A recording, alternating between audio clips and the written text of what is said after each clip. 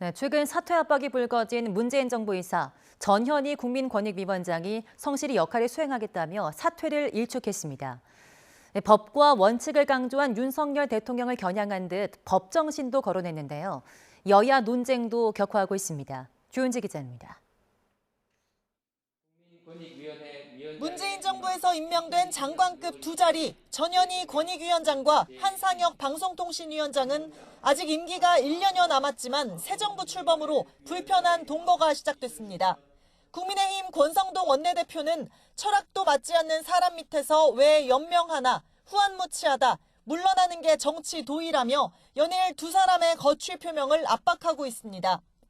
윤석열 대통령도 문재인 정부 인사가 국무회의에 동석하는 게 불편하다는 뜻을 애써 감추지 않았습니다. 굳이 올 필요 없는 사람까지 다 배석시켜서 국무회의를 할 필요가 있나 하는 생각은 있습니다.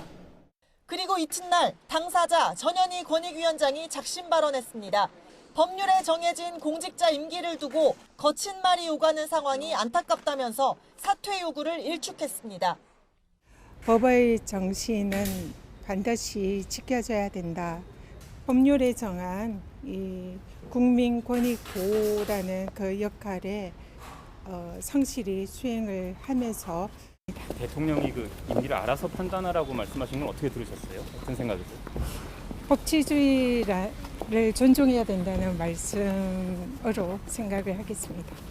정치권 공방도 불붙었습니다. 더불어민주당은 당장 박근혜 정부의 문체부 사직 강요를 수사한 윤 대통령이 이제는 사퇴를 종용하고 있다면서 윤석열식 정의와 공정이 무엇이냐고 날을 세웠습니다. 남이 하면 적폐고 본인이 하면 정의입니까? 윤석열 대통령의 사전에 내로남불이라는 단어는 있는지 참으로 궁금합니다. 반면 국민의힘은 새 정부 철학과 국정과제에 동의하는 사람과 일하는 게 대통령제 속성이라며 조직적으로 사직서 제출을 강요한 이른바 블랙리스트 사건과는 선을 그었습니다. 환경부 산업부 같은 경우에는 구체적인 수사를 통해 가지고 어떤 이제 압력이 있었던 정황들이 드러나고 있기 때문에 문제가 되고 있는 것이고, 사안마다 법과 원칙을 강조하는 윤석열 대통령, 전현희 위원장은 법 정신으로 응수했습니다. 여소야대 전국 신구 권력 갈등이 첨예한 시점, 문재인 정부 인사들의 거취도 치열한 전선으로 장기화할 분위기입니다. YTN 조은지입니다.